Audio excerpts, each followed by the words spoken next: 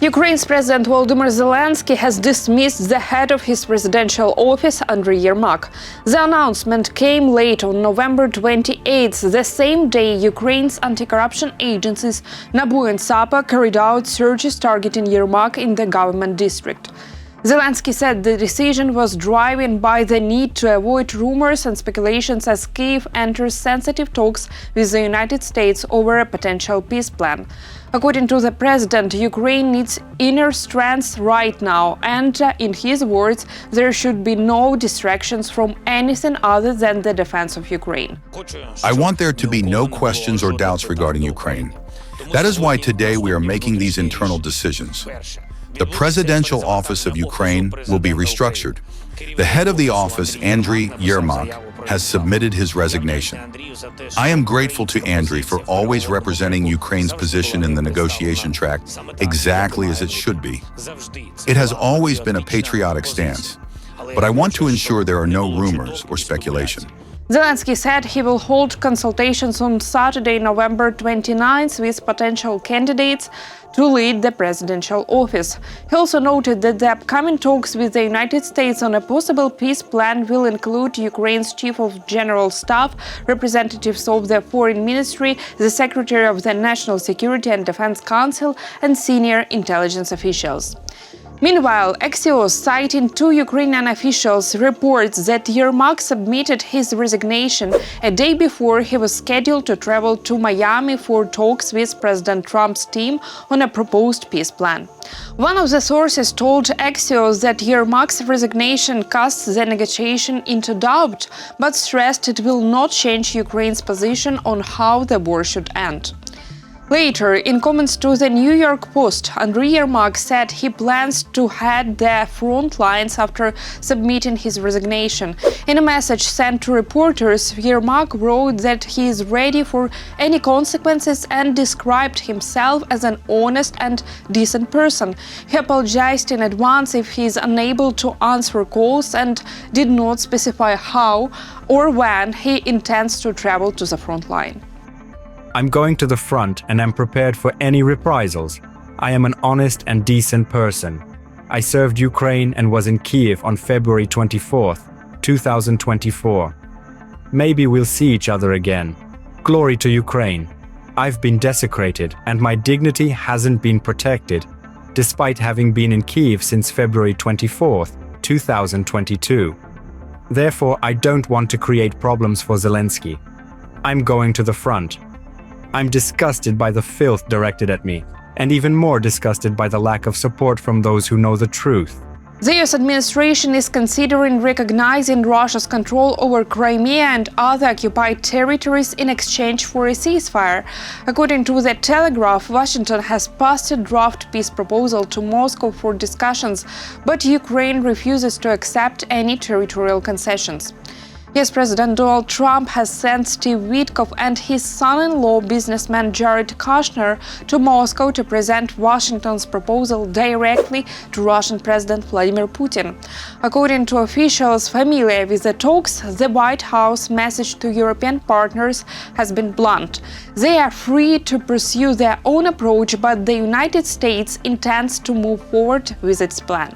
For Putin, formal US recognition of Crimea as well as the occupied areas of Donetsk and Luhansk remains one of the key conditions he wants addressed in the negotiations. Some sources, however, say the American offer could be part of a broader strategy and does not require Kyiv to recognize Russia's control over territories it has illegally taken since 2014. Ukraine's constitution prevents any president or government from ceding territory without submitting the issue to a nationwide referendum. This aspect of the US proposal has raised concern among European allies who have repeatedly rejected any peace deal that legitimized changes to borders achieved by force. A European counter-proposal to Washington's initial 28-point plan omitted any recommendations to recognize Russian claims. Instead, European officials suggested that the status of the occupied territories could only be discussed after a ceasefire. Until now, both the US and Europe have refused to acknowledge Russia's control over Crimea, a step that would break with long-standing diplomatic norms by granting legitimacy to territory seized in violation of international law. Early Saturday, November 29th, Russian forces attacked Kyiv with missiles and drones. 2 people have died and dozens were injured. Mayor Vitaly Klitschko said multiple districts were hit. Drone debris struck apartment buildings and fires broke out in several locations. Overnight, Russia launched 36 missiles and 596 drones against Ukraine. Ukrainian air defense intercepted most of the upcoming attacks. By midday, 37 people were reported injured, with 15 hospitalized. One of the 2 confirmed fatalities was found in the Svetoshinsky district. President Volodymyr Zelensky called on European leaders to decide on the use of frozen Russian assets in response to the latest attacks. We must work without wasting a single day to ensure that there are enough missiles for our air defense systems, and that everything necessary for our protection and for pressure on Russia is in place. It is time Europe made a decision on the frozen assets if Moscow refuses to end its drone and missile strikes. And we must certainly discuss with all partners the steps needed to bring this war to an end. Thank you to everyone who is helping. In response to the large-scale Russian attack on Ukraine, the Polish armed forces put their ground-based air defense system on full alert. In Moldova, the airspace was temporarily closed overnight after 2 drones entered the country near Voronkovo. Swedish Foreign Minister Maria Malmer Steingard commented on the strikes, saying the latest attacks show that Russia is not interested in peace. It is obvious that Russia does not want peace. The parts of the world that still believe in the rules-based world order must immediately increase the support to Ukraine and put more pressure on Russia. Hungarian Prime Minister Viktor Orban, during a meeting with Russian President Vladimir Putin in Moscow, expressed hope that Budapest could serve as a venue for peace talks on the Russian war against Ukraine. Orban told Putin he hopes recently released peace initiatives could lead to a resolution, according to the Russian state media.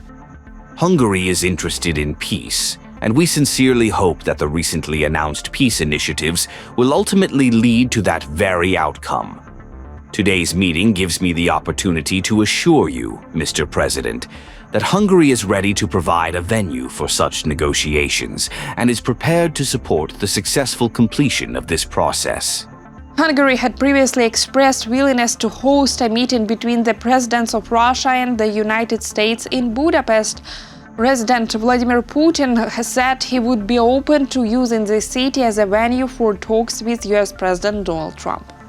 Ukrainian defense forces struck several targets inside Russia overnight on Saturday, November 29th. The Ukrainian General Staff confirmed attacks on the Afipsky oil refinery in Krasnodar Krai and an aircraft repair plant in Taganrog, Rostov Oblast. The recent strike on the Afipsky oil refinery triggered explosions and a fire. The extent of the damage is still being assessed. Afipsky is one of Russia's largest refineries, producing gasoline and diesel with an annual processing capacity around 6.25 million tons.